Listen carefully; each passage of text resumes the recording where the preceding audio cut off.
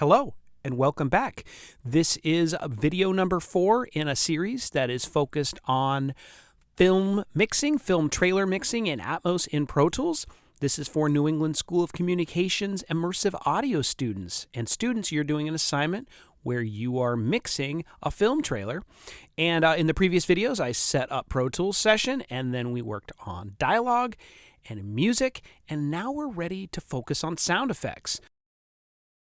So, diving in, let's hide the music tracks and open up the effects folder and unmute the effects master. And what we have in here is a pair of stereo sound effects tracks, and it looks like 4 mono sound effects tracks. If we look over at the edit window, you'll see that there are a variety of clips here, and the miscellaneous effects are kind of placed on these tracks kind of haphazardly. So you may, in fact, as you're working through them, may need to split them out on their own track. That'll be your choice as you get to it. You'll definitely want to listen to the 5.1 ref, as I've said in the previous videos. It's a very good mix, and the sound effects you'll notice are spatial. They are surround sound. They pan around your head, and they sound fantastic. But yours truly, in order to make this assignment more difficult, collapsed those 5.1 sound effects down into stereo and mono tracks here, because it's your job in this assignment to spatialize them and make them immersive. So don't hate me and enjoy the process. First thing to do is kind of just listen down and adjust the levels of these clips as you're going through. Feel free to continue to adjust the clip levels of the various dialogue levels. Each pass through the trailer, you will further get the mix to come together. You may even want to start automating the music levels, or you can save that for later. So as we listen through, and let me kind of grab a clip here and kind of start near the beginning and open up the video. I'm back. Find those sound effects I am. and turn them up or turn them down. Maybe that one's a couple dB too loud. Maybe that one is perfectly fine. Maybe this one needs to come down, etc., etc.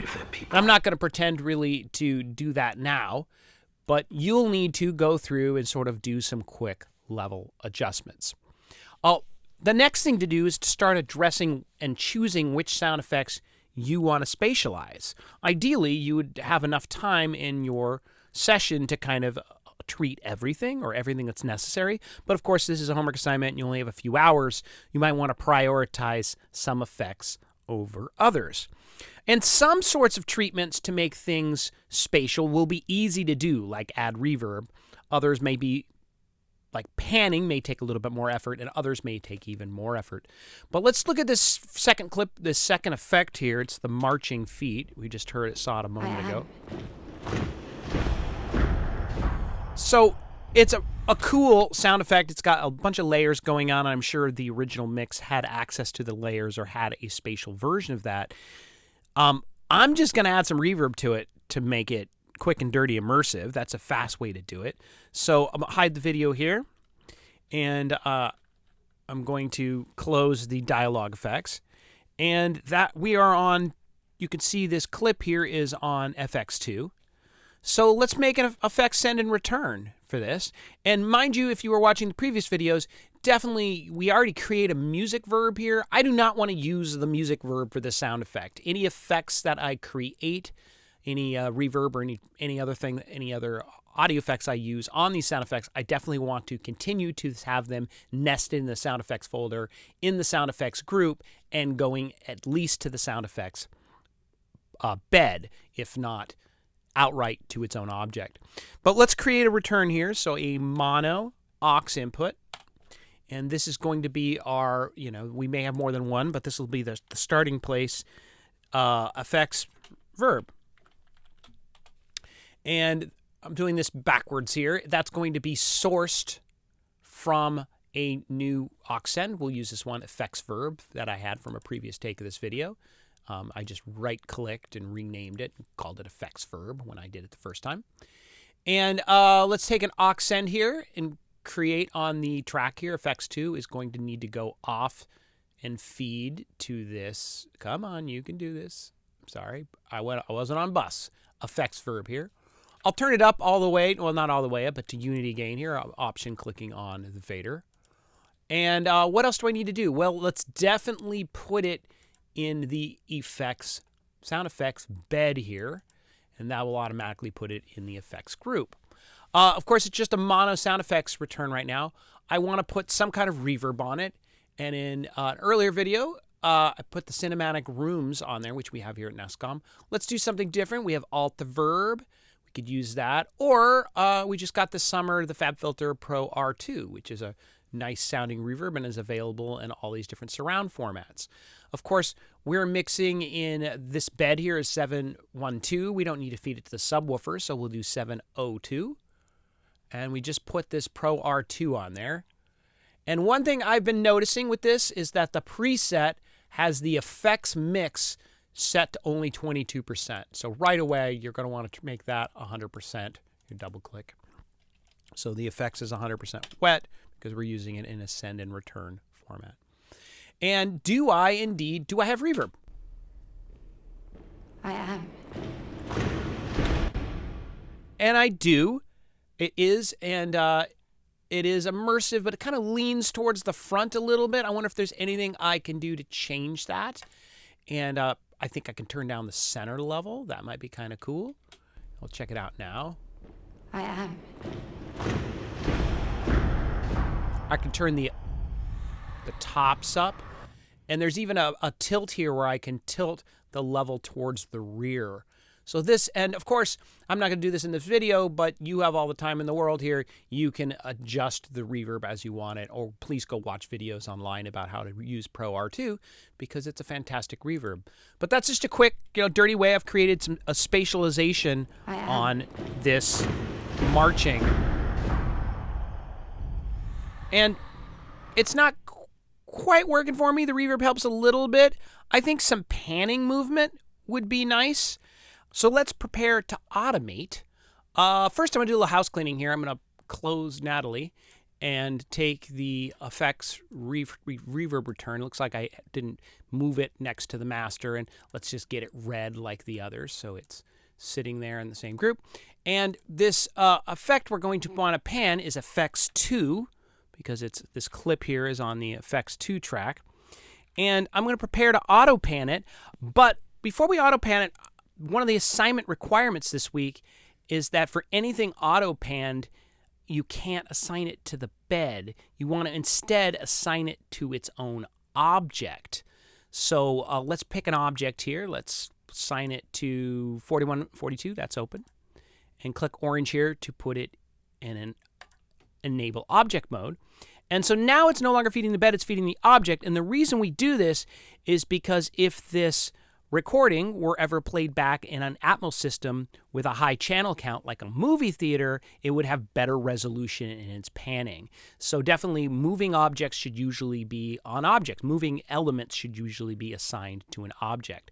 The catch here, though, is that now we're on its own object. It's no longer associated with the effects group. So you do need to assign any objects you use for panning to the appropriate group. So now later on when you create stems and you go and you print either real time or export all the sound effects, it will include this object as well as the bed in that print. So that's a requirement and it's pretty cool. With that ready to go, I'm going to do a little bit of automating. So to do that, let's just go into Touch. All right, where's the panner? There it is. And go into Touch, as I just said. And now, kind of give a little pre-roll here. And I'm going to start before the clip by clicking in this area. And I'm double checking, by the way, that I'm linked between my channels. And I've got the left and right and front and rear linked, but not the going between front and rear. That's kind of the default configuration for stereo tracks. Anyway, I'm going to roll it. I'm going to clip there, so it defaults to the front, and then I'm going to put it in the back. Here comes the effect. And maybe that wasn't perfect. Maybe I need a couple more takes to ride the pan to get it right, but I've defaulted it in the front and panned across, made it nice and spatial, and then I let go right there so it bounces back for the rest of the track to the front. So all the rest of the sound effects on this track have default to the front. So this is a quick and dirty way to kind of make, it sounds good, and you can't hear it in immersive, but I can, and it sounds great kind of crossfading through my head and kind of changing in location like that. And so this is an easy way, a cool technique that you can use on some of these sound effects to make them spatial. Between the reverb and a little panning here and there, you can pretty quickly make many of the sound effects in this trailer immersive. That said, it is going to become boring to just use panning and reverb. So please use your other tools at your disposal. Try some cool, interesting auto panners such as the Energy Panner and Brightness Panner plugins we have, and definitely try the Slapper Delay plugin. That will work as well. One type of plugin that is also very popular in these applications are upmix plugins, and we have Pentio. Pentio is pretty cool. Let's check it out here. It works on stereo tracks. It will not work on a mono. So if I take something either on FX1 or FX2, let's just find a clip here, maybe leaving the same area here. That kind of swishy sound there. Let's make that immersive with Pentio. So again, it's a plugin, so I'm going to instantiate. We're going to look for it. You can find it in a couple places here. Multi-channel plugin. It's under Perfect Surround, Pentio, and you pick your width here. I don't know. Let's go all the way. Stereo input, and again, we're in 712 with the beds here, so we're looking for a 712 or something similar to that. Looks like 714 is what there is. Stereo to 712, so we'll open that one up. And there are other plugins out there that do this. Halo Upmix is a pretty common plugin for this as well. We don't have that yet, but we'll probably get that eventually. This is Pentio. There's not a lot of things to play with. You can kind of tweak. Well, let's listen to it. And it's all over the place now. You can see with the panning here, the input is coming in stereo, and it's coming out of all channels here. And I did use 7.1 so I could make sure it could send some stuff to the LFE. And you can do things like change how much side and how much rear and how much center channel and how much upper channel. So maybe I want it more above my head and less in the middle in front of me. So it's pretty cool. I definitely recommend you play with this or go watch some videos online about how to tweak it. It's pretty cool. I do dig it. And again, like I said with earlier, you may want this only to be on for some of these clips. We just heard it on this clip, but you're either going to have to automate it turning on and off or split and duplicate this track and have some of the effects going through the upmixer and other effects not. And it is okay in this assignment, by the way, to leave some effects mono and some effects stereo. I think once you get 3, 4, 5 of these things to be immersive, it's going to be cool, and it'll become a gimmick if they all pan around you. So it's okay to leave some things mono. Anyway, I hope this helps in your quest to make sound effects immersive, and I'll have one more video following this, okay? Have a great day. Goodbye.